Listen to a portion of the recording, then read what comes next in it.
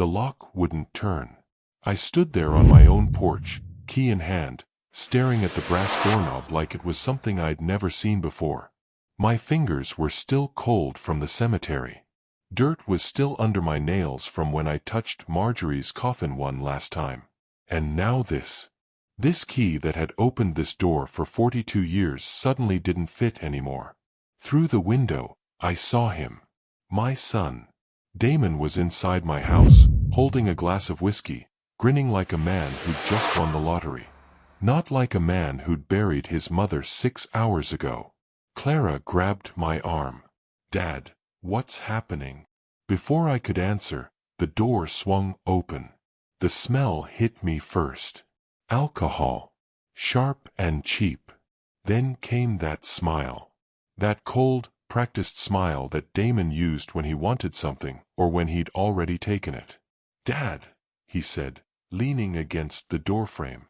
"I meant what I said at the cemetery. You're done here." Hi viewers, kindly tell us where you're watching from and what time it is. Warm welcome to the family. Enjoy the story. I thought maybe grief was making him talk crazy. Maybe the funeral had broken something in him. I opened my mouth to say his mother would be ashamed, but he cut me off. "New locks, old man." He dangled a keyring in front of my face, the keys catching the porch light. "Mom left everything to me. The will's clear. This house. Mine now. That car. Mine. Everything." He took a sip of whiskey and stepped closer. "You've got 10 minutes to grab your things and get out." Neighbors had stopped walking their dogs. Mrs. Patterson from next door stood frozen on the sidewalk, her hand covering her mouth. The Johnsons' teenage son had his phone out, probably recording. Clara started crying beside me, her hand squeezing my arm so hard it hurt. 10 minutes. He gave me 10 minutes to leave the home I'd built with my bare hands. The home where I'd carried Marjorie over the threshold as a bride. Where we'd raised 2 children. Where she'd taken her last breath just 3 days ago. Damon laughed. Actually laughed. A loud, ugly sound that made the neighbors look away in shame. I didn't argue. Didn't beg. Didn't even raise my voice. I just turned around, walked to Clara's car, and pulled out my phone. "Hello, Henry?" My voice was steady. "Calm. It's Gerald. Let's activate the clause." 5 words. That's all it took. Damon's laughter died behind me. "What clause? Dad, what are you talking about?" I didn't look back. I just got in the car and told Clara to drive. Because my son had no idea what he'd just done. He thought he'd won. He thought the house, the money, the life I'd built was all his now. He thought his father was just a weak old man with nowhere to go. He had no idea that 3 years ago, after his second arrest for gambling debts, I'd made sure this exact moment could never destroy me. And now that he'd shown his true face, shown it in front of witnesses on the day we buried his mother, every single thing he thought he owned was about to disappear. Have you ever been betrayed by someone you loved with all your heart? Someone you would have died for? Drop a comment below and let me know. Because what happened next changed everything. The call I made that night didn't just protect me. It destroyed him. 42 years. That's how long Marjorie and I had been married. 42 years of coffee in the morning, holding hands during church, arguing about whether to paint the kitchen yellow or cream.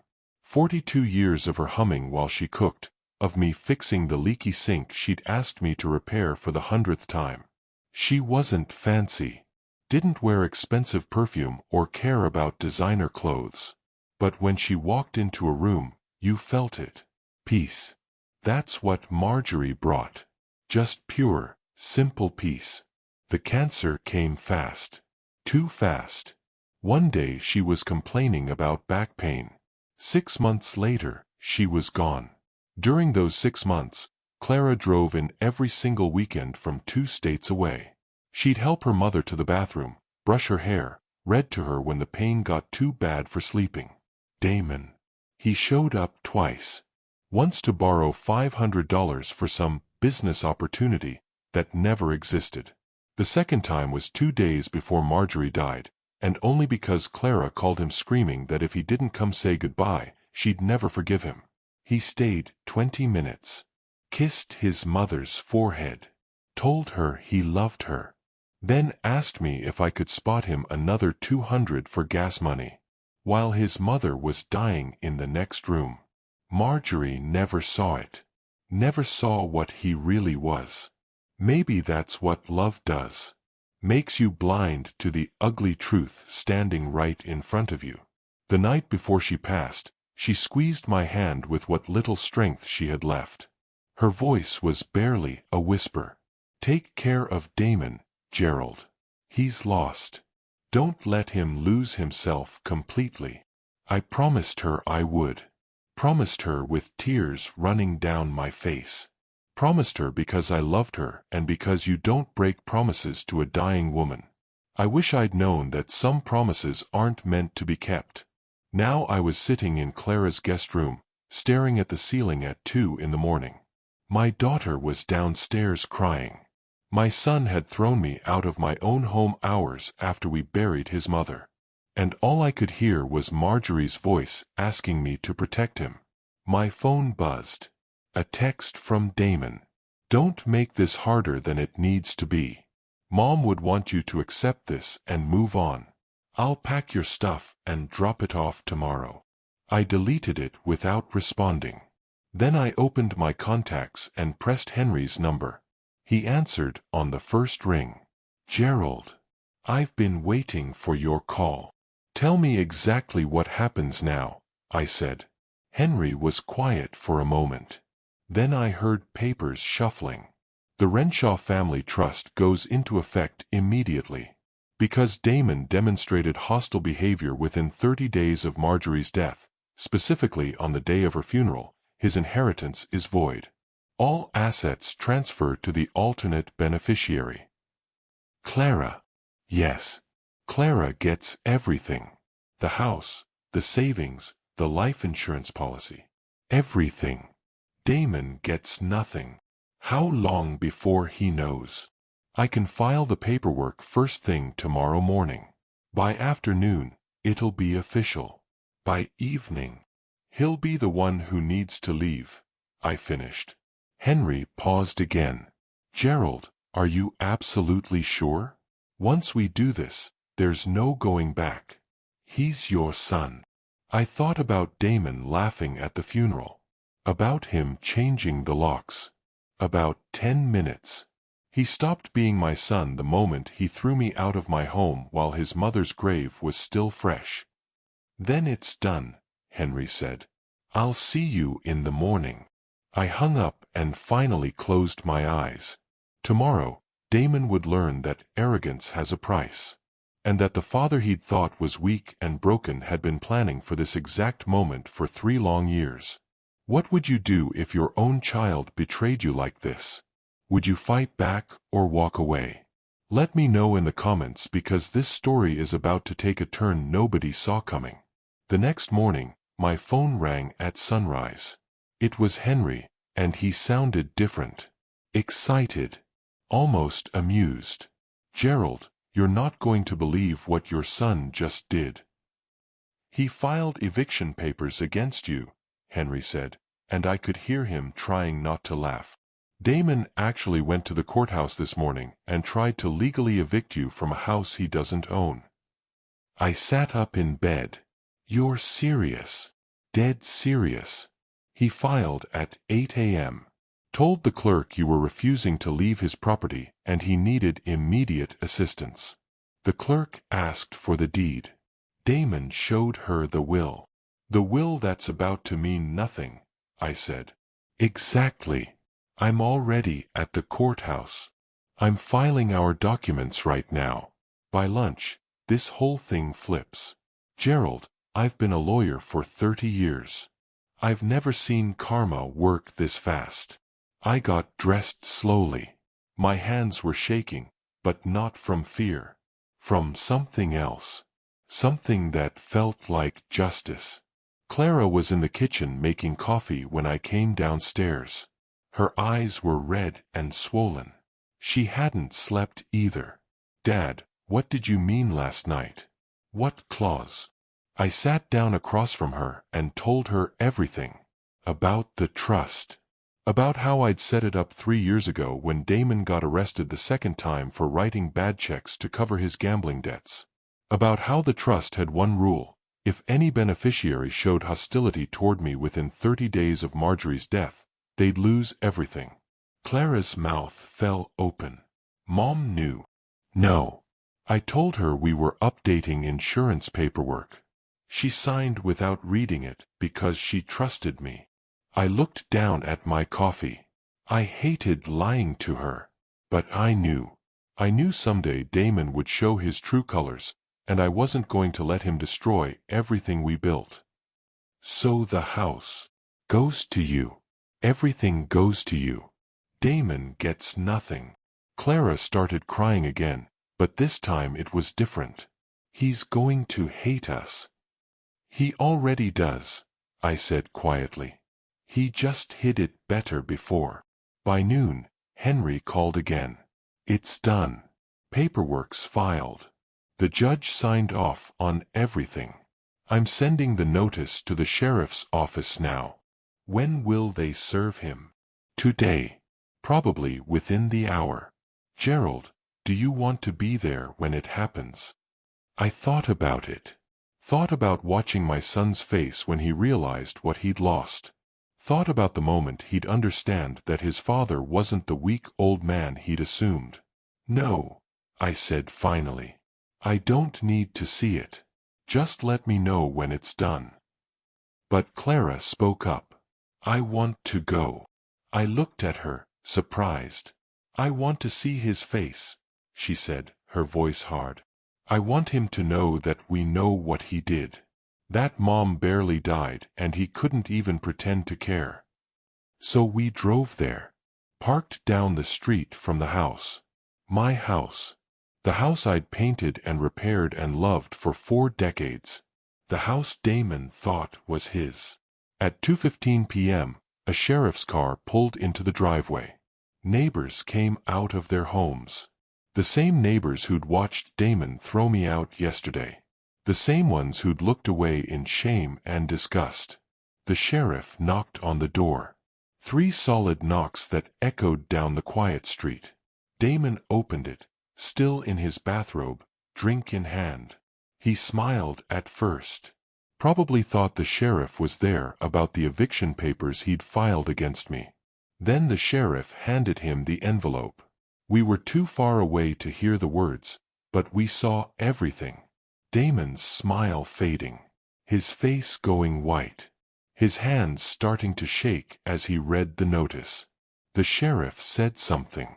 Pointed to his watch. Then turned and walked back to his car.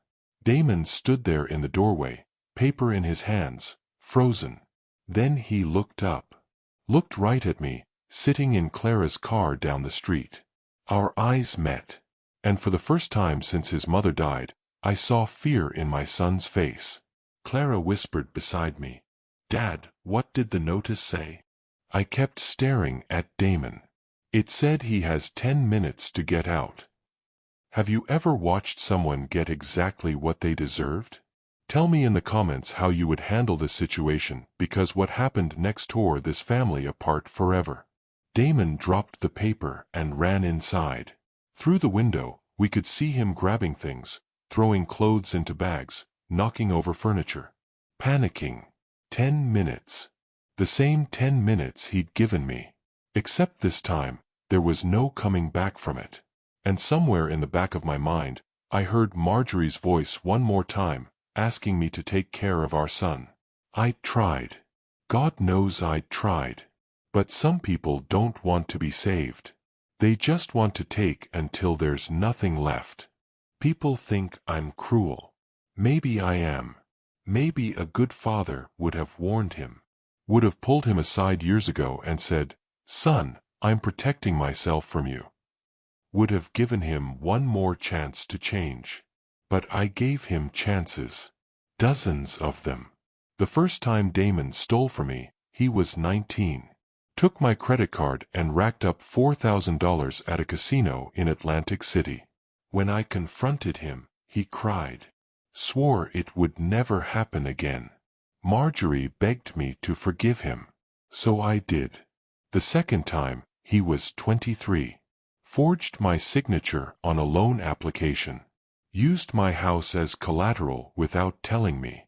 I only found out when the bank called asking why I'd missed a payment. That time, he didn't cry. He got angry. Told me I was overreacting. That it was his inheritance anyway, so what did it matter? Marjorie made excuses. Said he was young. Said he'd learn. I paid off the loan. Told him if it happened again, I was done. It happened again. And again. By the time Damon turned 30, he'd been arrested twice, fired from 6 jobs, and owed money to people I didn't even want to know about. Dangerous people. The kind who don't take, "I'll pay you next week," as an answer. That's when I went to see Henry Calloway. Henry and I went to high school together.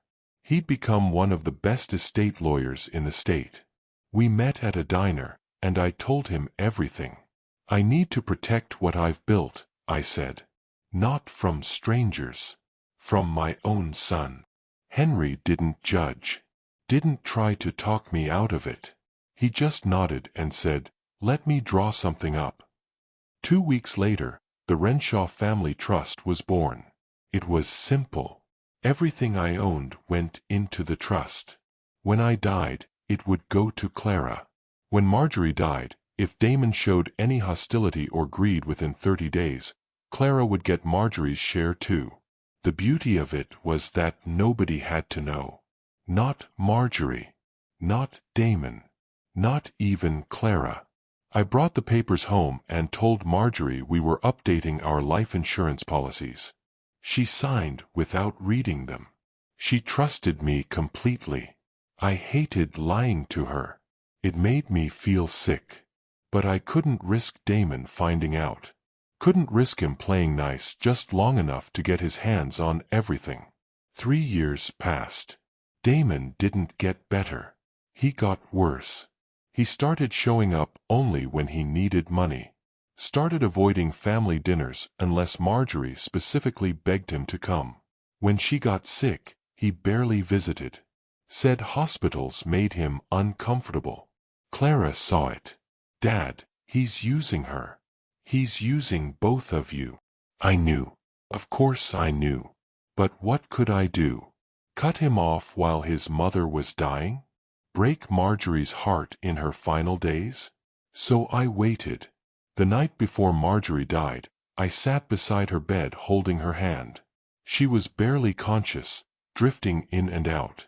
But then her eyes opened, and she looked right at me. "Promise me you'll take care of him," she whispered. "I promise," I said, even though the words tasted like ash. "He's lost, Gerald. He's so lost. But he's still our son. Our son." She said, "our." But in that moment, I realized he hadn't been our son in a long time. He'd been her son. The son she imagined. The son she hoped he'd become. I was just the man he stole from. Marjorie died the next morning. Clara was there. I was there. Damon wasn't. He showed up 2 hours later, smelling like alcohol, asking if it was over. At the funeral, I watched him. Really watched him. He didn't cry once. Not during the eulogy. Not when they lowered the coffin. Not when Clara broke down sobbing in my arms. He just stood there, checking his phone, waiting for it to end. That's when I knew. Knew that Marjorie's death wasn't going to change him.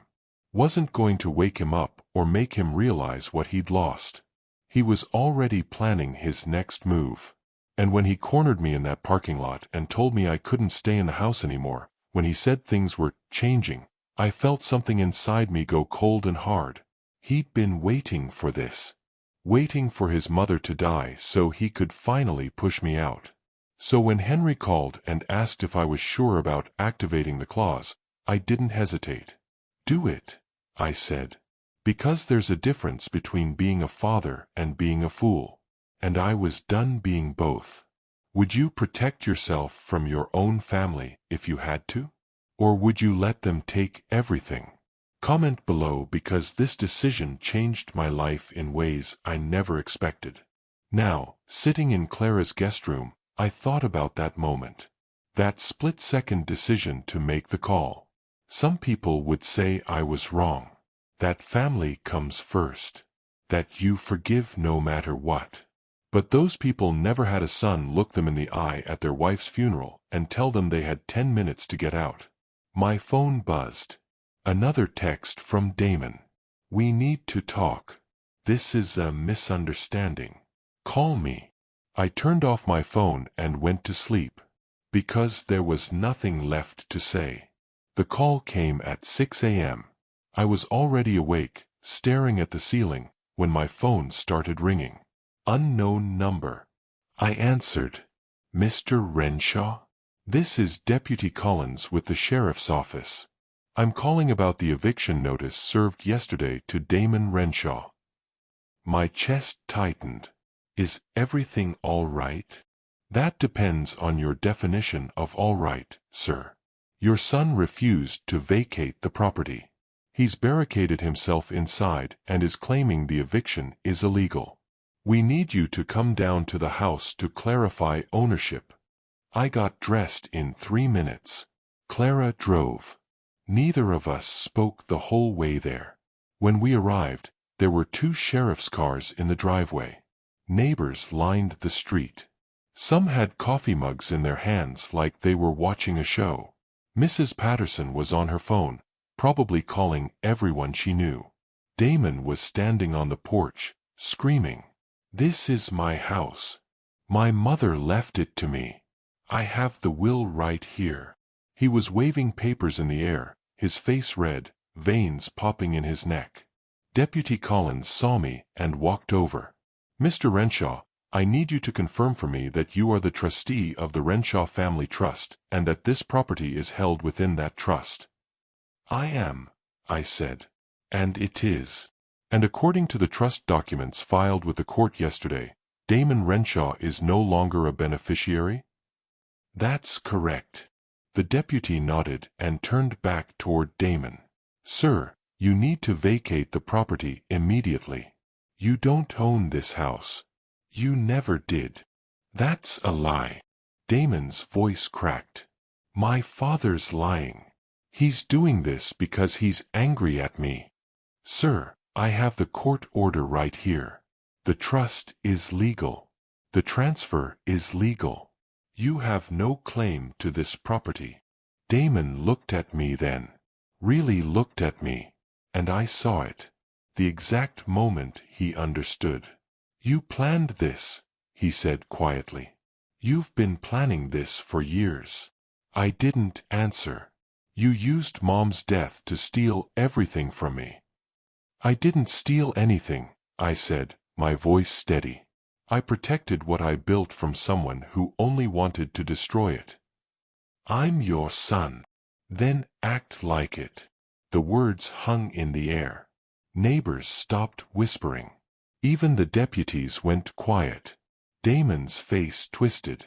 "Mom would be ashamed of you." That one hit. Hit harder than I expected. Because maybe he was right. Maybe Marjorie would be ashamed. Maybe she'd think I was cruel and heartless and unforgiving. But she wasn't here anymore. And I was the one who'd been thrown out of my own home at her funeral. "You've got 10 minutes, Deputy Collins said. "After that, we remove you by force." Damon stared at me for a long moment. Then he went inside. We watched through the window as he grabbed bags, threw things into boxes, kicked over a chair. He was crying now. Actually crying. Clara grabbed my hand. "Dad, maybe we should." "No," I said firmly. 8 minutes later, Damon came out carrying 2 duffel bags and a backpack. His face was wet with tears and snot. He looked like a stranger.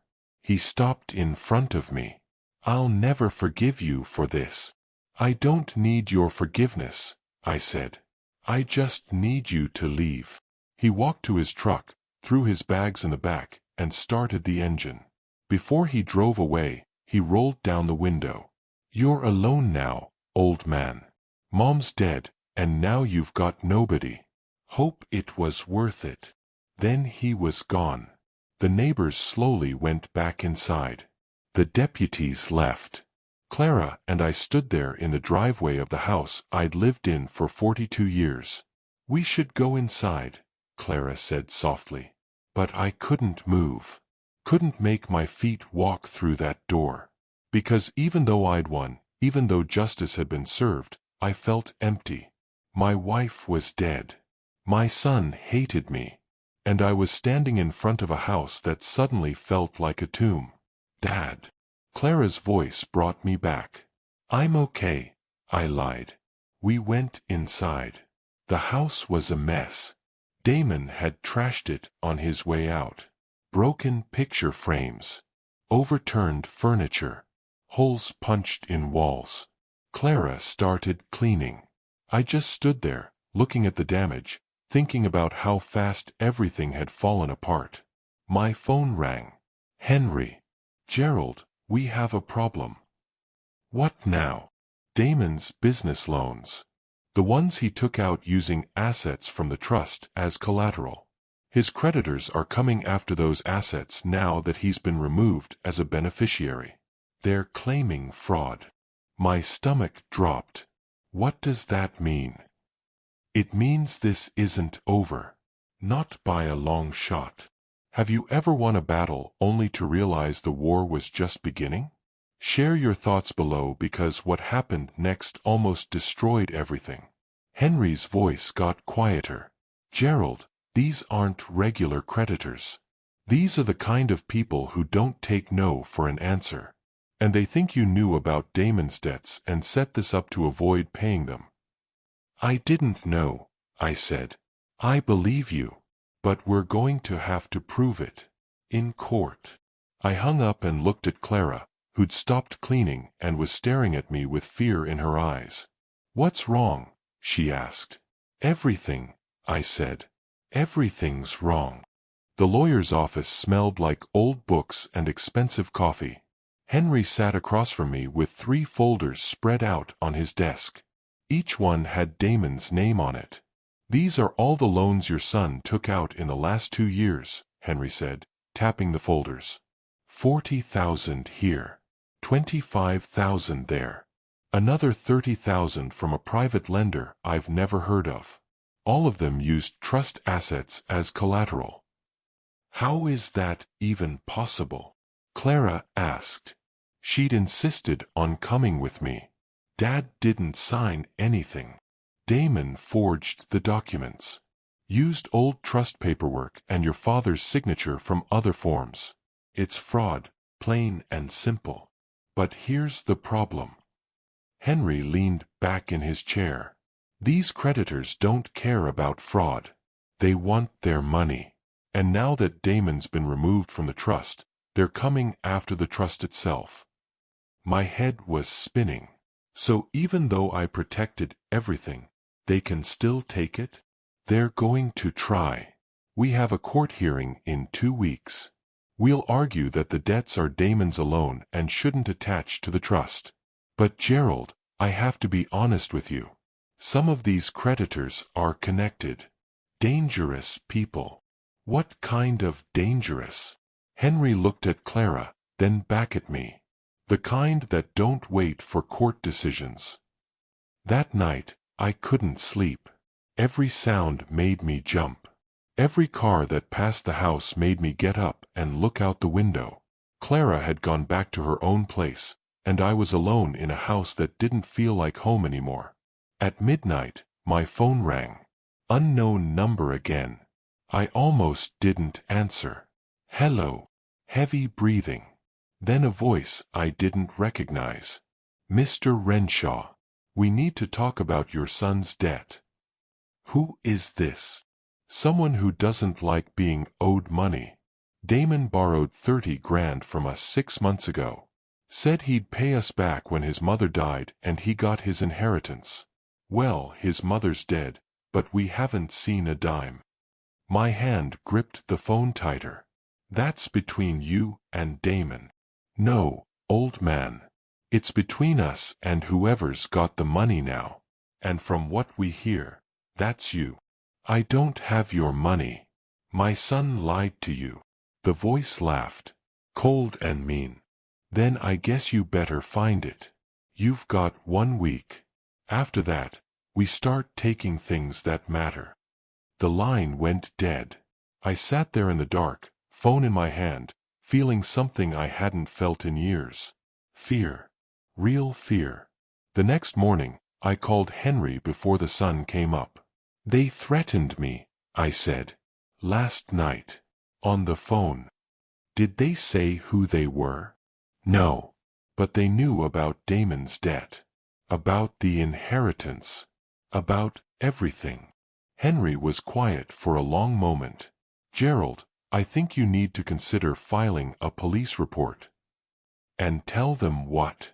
That someone called me? They didn't actually threaten violence.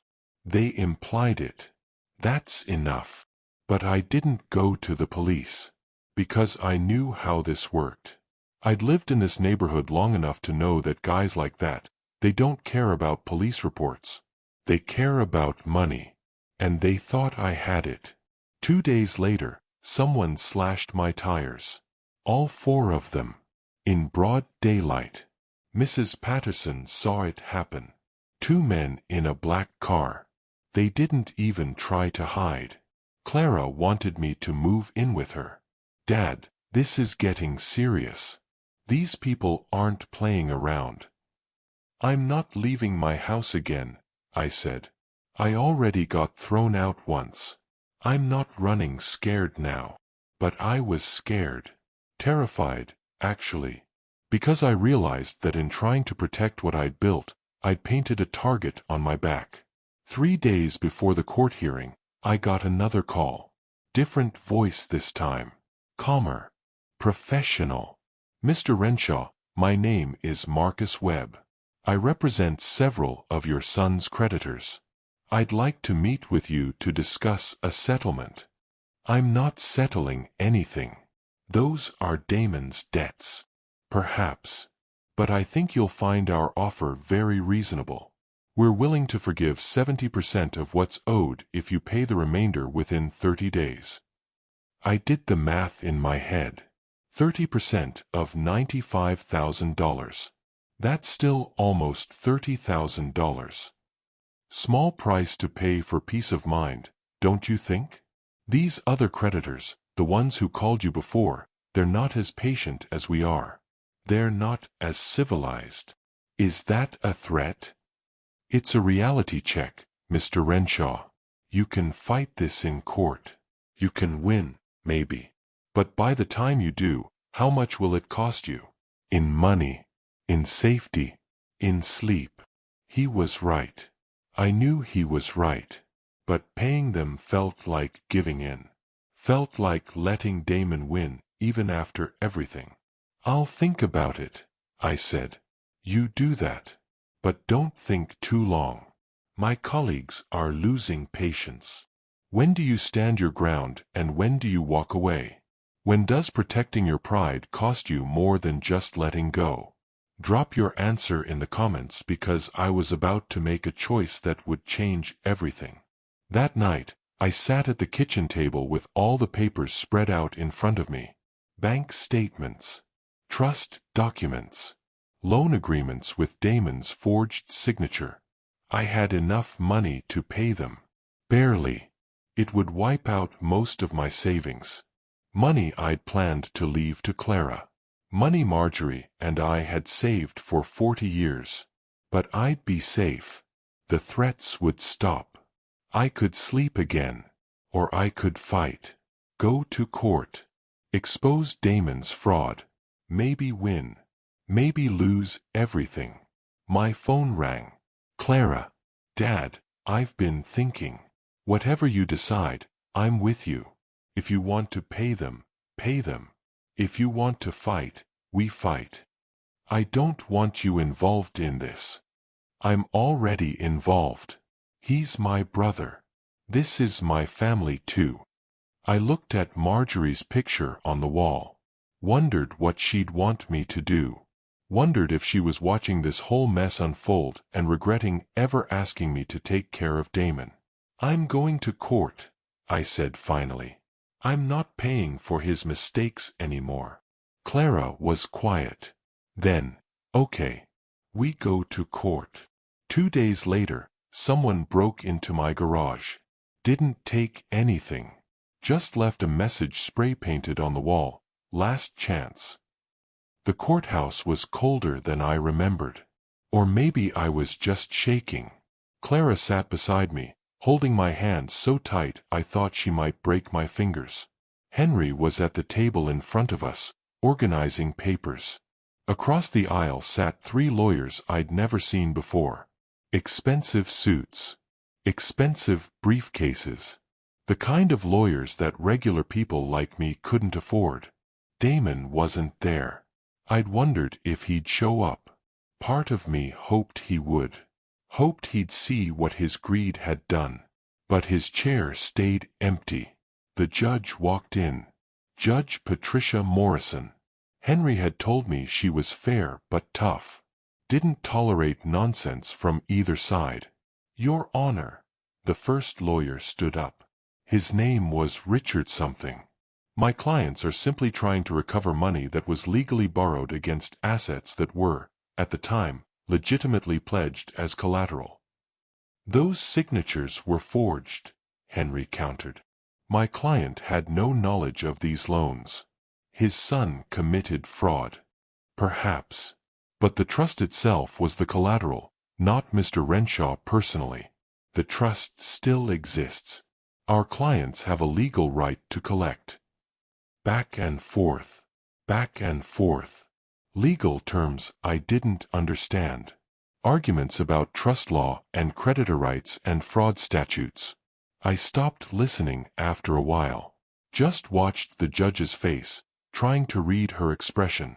She didn't give anything away. Finally, after 2 hours, she held up her hand. I've heard enough. I'll issue my ruling by the end of the week. Court is adjourned. That was it. 2 hours of my life, thousands of dollars in legal fees, and all I got was, I'll let you know. Henry caught up with us in the hallway. That went better than I expected. Better. Clara looked at him like he was crazy. They want to take everything. Yes, but the judge was skeptical of their claims. Did you see her face when they argued the trust was liable? She didn't buy it. I think we have a good chance. A chance isn't a guarantee, I said. No. But it's better than nothing. We drove home in silence. I kept checking my rearview mirror, half expecting to see that black car following us. But the road stayed empty. That night, I got a text from an unknown number. Just 4 words. You made a mistake. I deleted it and tried to sleep. Couldn't. Every sound was a threat now. Every shadow was someone coming to collect. At 3 in the morning, my phone rang. I grabbed it, heart pounding, expecting another threat. It was Damon. I stared at his name on the screen. My thumb hovered over the decline button. I should have pressed it. Should have let him go to voicemail like all the other times. But I answered. What do you want? His voice was different. Quieter. Tired. Dad, I heard about the court case. About the creditors. Little late to care now. I know I messed up. I know His voice cracked. I'm sorry. Okay. I'm sorry for all of it. The funeral. The locks. Everything. I wanted to believe him. God, I wanted to believe him so badly. Because he was still my son. Still the boy I'd taught to ride a bike. Still the kid who used to fall asleep on my shoulder during long car rides. But I'd heard sorry before. Heard it dozens of times. And every time, it meant nothing. "Where are you?" I asked. "Staying with a friend. Lost my apartment last week. Lost my truck yesterday. They repossessed it." He laughed bitterly. "Guess I'm getting what I deserve, huh?" "Yeah, you are." Silence. Then, "Dad, those guys who are coming after you, they're dangerous. Really dangerous. You need to pay them." "I'm not paying for your mistakes." "It's not about me anymore. They'll hurt you. They'll hurt Clara. These aren't regular debt collectors. They're—" He stopped. "They're what?" "Just pay them. Please. Use the house. Sell it if you have to. Just make this go away. The house goes to Clara when I die. I'm not selling her future because you couldn't control yourself. Then you're going to get hurt. And it'll be my fault. It already is your fault." He was crying now. Actually crying. "I never meant for it to go this far. I just needed money. I thought I could win it back. Thought I could." "You thought wrong. You always think wrong. That's your problem, Damon. You think you can lie and steal and cheat, and somehow it'll all work out. But it never does. Have you ever wanted to forgive someone but knew they'd just hurt you again? Share your experience below because this phone call was about to lead to something I never saw coming. "I called to warn you," Damon said quietly. "That's all. Do what you want with it." "Why now? Why do you suddenly care?" "Because she asked me to." His voice broke completely. "The night before Mom died, she made me promise to look out for you. And I laughed at her, Dad. I actually laughed because I thought she was being dramatic. But she knew. She knew I was going to screw everything up, and she still asked me to protect you." I closed my eyes. Marjorie. Always Marjorie. Even in death, she was trying to fix what was broken. "You can't protect me now," I said. "You can barely protect yourself." "I know. But I can tell you the truth. These guys, they're not going to wait for a court decision. They're coming for you in 2 days. Friday night." I heard them talking. My blood went cold. "How do you know?" "Because I'm still in contact with some of them. They think I can pressure you into paying. I told them I'd try." He paused. "Dad, get out of the house. Go stay with Clara. Go somewhere they can't find you." "I'm not running." "Then you're a fool." Maybe I was. Maybe standing my ground was the stupidest thing I could do. But I'd already been thrown out of my home once. I wasn't going to let fear do it again. "Thanks for the warning," I said. "Dad." I hung up. Friday came faster than I wanted. Henry had tried to get a restraining order against the creditors, but the judge said we didn't have enough evidence of specific threats. The spray paint in my garage wasn't enough. The phone calls from unknown numbers weren't enough. I was on my own. Clara wanted to stay with me. I told her no. Told her to go home, lock her doors, and stay away until this was over. She argued. We fought. Finally, she left crying. I sat in the living room as the sun went down. Lights off. Curtains drawn. Waiting.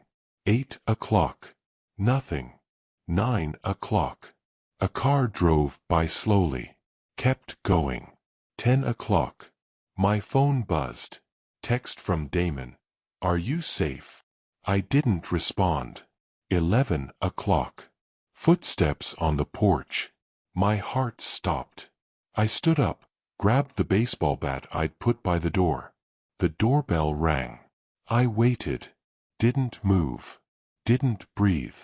It rang again. Then a voice.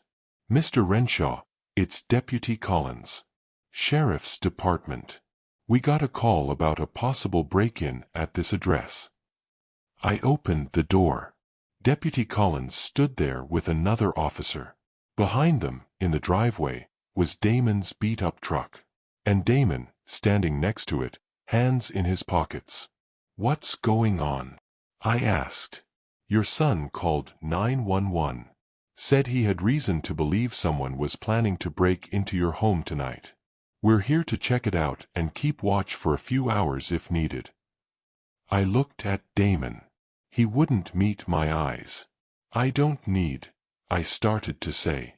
But Deputy Collins interrupted. "Sir, with all due respect, we've been briefed on your situation. The creditors, the threats. We're taking this seriously. We'll have a patrol car out front until morning." For the next 6 hours, I sat in my living room with 2 sheriff's deputies drinking coffee at my kitchen table. No one came. No black cars. No threats. Nothing. At 5 in the morning, Deputy Collins stood up. "We'll do one more pass around the neighborhood before we head out. You should be safe now."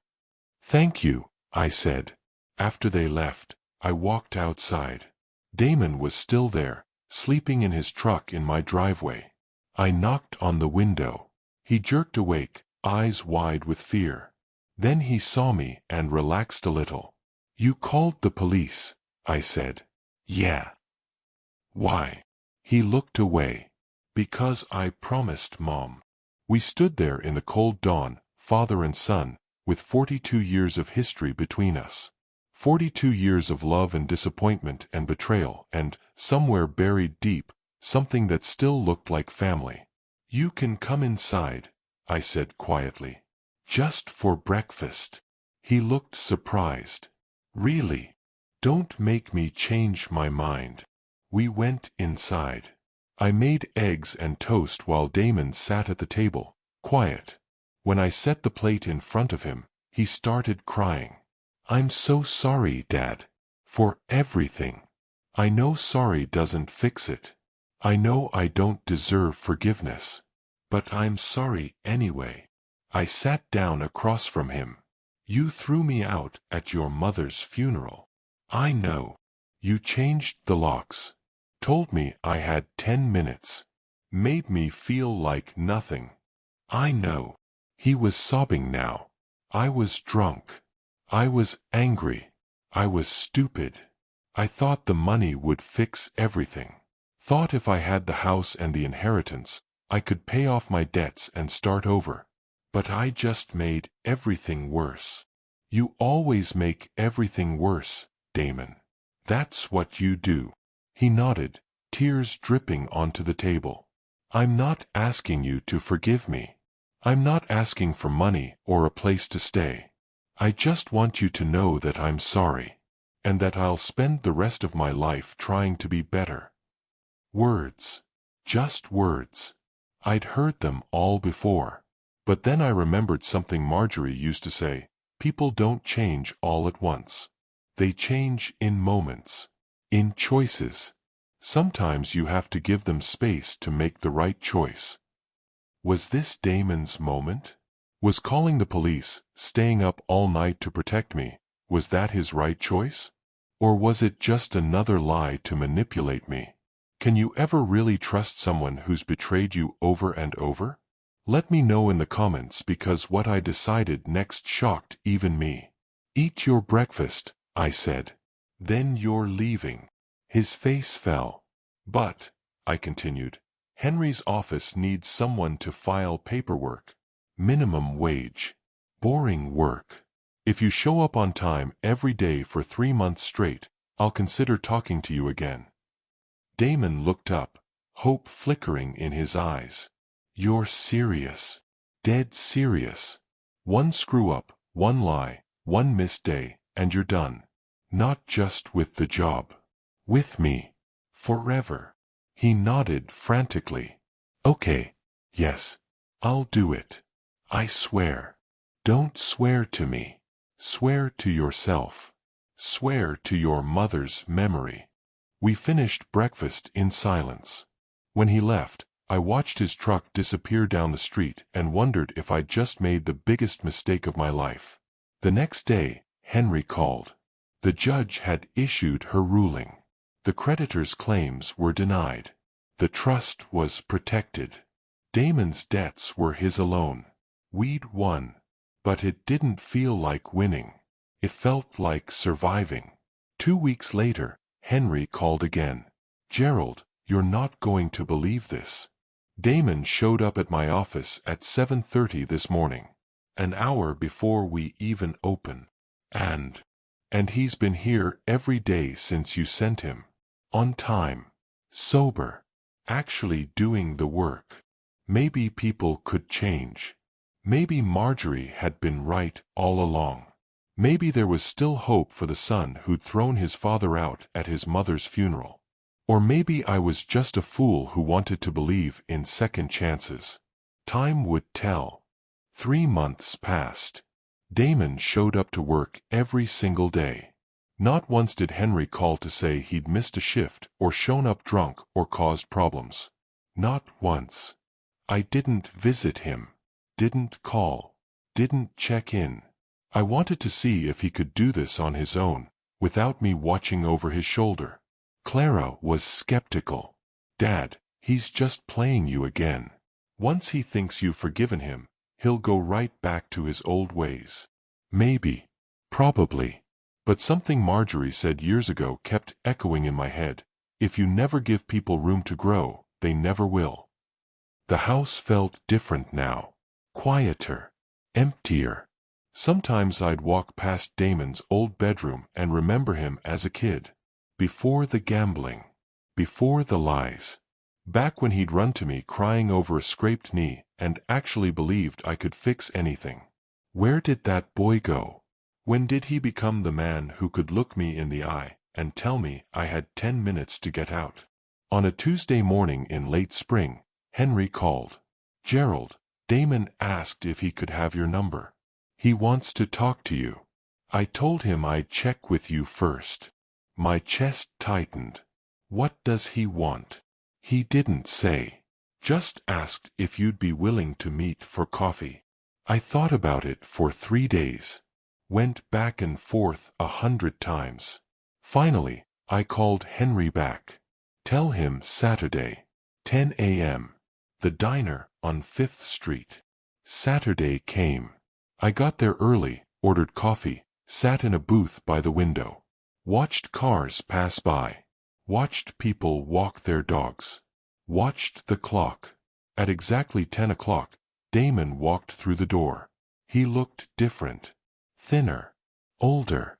His eyes were clear. No smell of alcohol. He was wearing work clothes, jeans and a button-up shirt, like he'd come straight from a real job. He slid into the booth across from me. "Thanks for coming." "Don't thank me yet. You've got 15 minutes.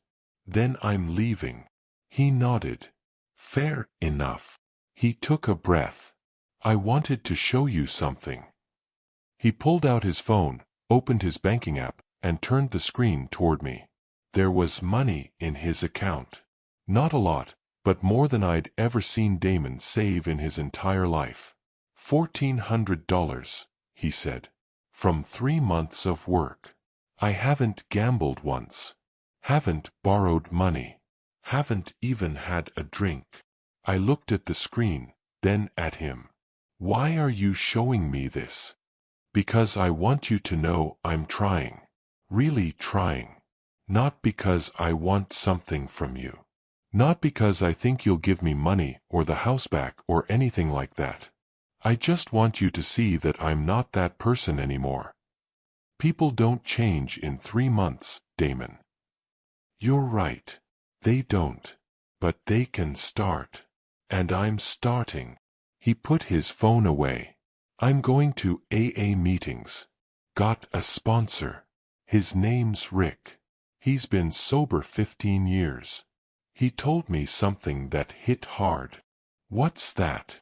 He said the person you hurt the most when you're an addict isn't yourself. It's the people who love you. The people who keep giving you chances even when you don't deserve them. Damon's voice cracked. I hurt you, Dad. I hurt Mom. I hurt Clara. And I can't take that back. But I can stop making it worse. I wanted to believe him. Wanted it so badly it hurt. But belief is dangerous when you've been burned too many times. You called the police that night, I said. Why? Because for the first time in my life, I put someone else first. Those guys were serious. They were going to hurt you. And I couldn't let that happen. He looked down. Mom asked me to protect you. I failed at everything else, but I wasn't going to fail at that. We sat in silence. The waitress came by, asked if we wanted food. Damon ordered toast and coffee. I ordered nothing. Where are you living? I asked finally. Halfway house on the south side. It's not much, but it's clean. Sober living facility. Bunch of us trying to get our lives together. He smiled sadly. Funny how you lose everything before you realize what actually matters. What matters, Damon? He looked at me. Really looked at me. You do. Clara does. The fact that Mom loved me even when I was a complete screw-up. That matters. He wiped his eyes. I don't expect you to forgive me. I don't even forgive myself most days. But I needed you to know that I'm trying. What would you do if the person who hurt you most showed up and said they'd changed?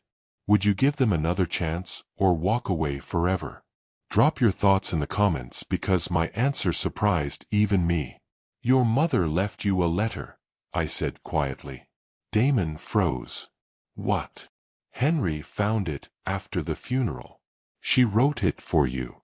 I never gave it to you because I was angry.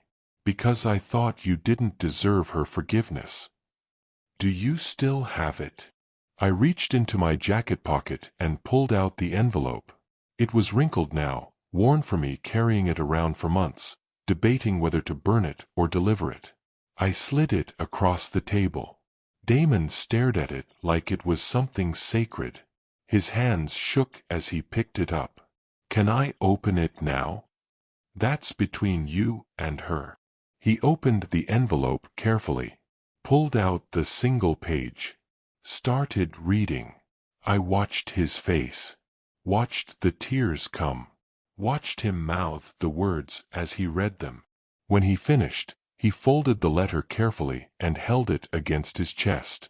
She forgave me, he whispered. Even after everything. She forgave me. She always did. That was her gift. And her curse. We sat there for another hour. Talked about small things. Work. Weather. Memories from when he was young. Not about the house or the trust or the betrayal. Just father and son, trying to find something to hold on to. When I finally stood to leave, Damon stood too. Can I hug you? I hesitated. Every instinct told me to say no. To keep my distance. To protect myself from more disappointment.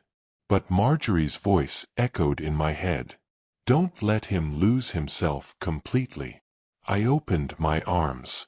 Damon hugged me tight. Cried on my shoulder like he used to when he was little. And for just a moment, I forgot about the locks and the funeral and the 10 minutes. For just a moment, he was my son again. I love you, Dad, he whispered. I know, I said. Not, I love you too. Not yet. But, I know. It was a start. 6 months after that coffee meeting, I got a call from Rick, Damon's sponsor. My heart dropped. Sponsors only call when something's wrong. Mr. Renshaw, this is Rick. I wanted to let you know that Damon hit 6 months sober today. He asked me to call you because he was too nervous to do it himself. Relief flooded through me. 6 months. That's good. It's better than good. It's a miracle. I've seen a lot of guys come through this program. Most don't make it past 3 weeks. Your son's different. He's got something to fight for. After we hung up, I sat in the kitchen and thought about Marjorie. About how she'd never given up on Damon. How she'd asked me to take care of him even with her dying breath. Maybe she'd known something I didn't. Maybe she'd seen the man he could become, not just the man he was. Clara came over that evening. She'd started talking to Damon again. Small texts at first. Then phone calls. Last month, they'd had dinner together. "He's really changed, Dad," she said. I didn't believe it at first. Thought it was another act. But it's real this time. How do you know? Because he's not asking for anything. He's not making excuses. He's just showing up. Every day. Doing the work. I wanted to believe her. Wanted to believe that the son who'd thrown me out at his mother's funeral had somehow found redemption. But trust doesn't come back easy. It's built slowly, one day at a time. That winter, Damon got promoted at Henry's office. Started managing files. Even got a small raise. He moved out of the halfway house into his own apartment. Nothing fancy, but it was his. He invited me to see it. I almost said no. Almost. But something made me go. The apartment was tiny. 1 bedroom. Kitchen barely big enough to turn around in. But it was clean. No empty bottles. No evidence of gambling. Just a simple life being slowly rebuilt. On his kitchen table was a framed photo. Marjorie. From her 50th birthday party. She was laughing in it, her head thrown back, joy radiating from her face. "I look at it every morning," Damon said quietly. "Reminds me why I'm doing this." We sat on his couch and talked for hours. About the past. About mistakes. About the future. For the first time in years, it felt like we were actually communicating. "I'll never be able to make up for what I did," Damon said. "The funeral. The locks. Telling you that you had 10 minutes. I think about it every single day." "Good," I said. "You should think about it. Just don't let it destroy you. Let it teach you." Spring came. 1 year since Marjorie died. We visited her grave together. Me, Clara, and Damon. We stood there in silence, each lost in our own memories. Damon placed flowers on her headstone. "I'm sorry I wasn't better when you were alive, Mom. But I'm trying now. I hope you can see that." Clara cried. I didn't. I'd cried enough. On the way home, Damon asked if we could stop somewhere. He directed me to a community center on the east side of town. "I volunteer here on Saturdays," he said. "Teaching financial literacy to people struggling with addiction. Figured if I can help one person avoid the mistakes I made, maybe that's worth something." I watched him teach for an hour. Watched him share his story honestly. Watched him help people who were exactly where he used to be. And for the first time since the funeral, I felt something like pride. When we got back to the car, I turned to him. "Your mother would be proud of what you're doing." He looked at me with hope in his eyes. "What about you?" I thought about it. Thought about the journey from that terrible day at the funeral to this moment. Thought about betrayal and forgiveness. About justice and mercy. About the thin line between giving up on someone and giving them space to change. "I'm getting there," I said honestly. "Ask me again in another 6 months." He smiled. A real smile. "I'll still be here in 6 months. And 6 months after that. However long it takes." We drove home in comfortable silence. Not the heavy, painful silence of before. Just two people who'd been through hell together and somehow found their way back. That night, I pulled out Marjorie's photo album. Found a picture of Damon as a little boy, maybe 5 years old, sitting on my shoulders at the beach. He was laughing. I was laughing. Life was simple then. I'd spent so long grieving the son I'd lost that I'd forgotten to look for the son who might still be there. People ask me if I forgive him, if I've moved past the betrayal. The truth is, I don't know. Forgiveness isn't a switch you flip. It's a journey you walk. Some days are easier than others. But I'm walking it. We're walking it together. Because that's what Marjorie would have wanted. Not blind forgiveness. Not foolish trust. Just the willingness to keep the door open. To give people room to prove they've changed. Damon still has a long way to go. So do I. But we're going somewhere now. And that's more than I could say a year ago. The house is quiet now. Not the painful quiet of grief and betrayal.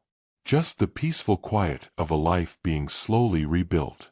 Sometimes I walk past that front door and remember the day the lock wouldn't turn. Remember standing there, key in hand, while my son told me I had 10 minutes to get out. And then I remember something else. Something Marjorie told me on our wedding day, 42 years ago. Love isn't just the good moments, Gerald. It's choosing to stay when things get hard. It's believing in people even when they stop believing in themselves. She chose to stay with me through everything. The least I can do is choose to stay with the son she loved so much. He once told me I had 10 minutes to get out. I gave him something better. I gave him time. Time to change. Time to grow. Time to become the man his mother always believed he could be. And maybe, just maybe, that's the most powerful thing a father can give a son. Not money. Not inheritance. Not even forgiveness. Just time.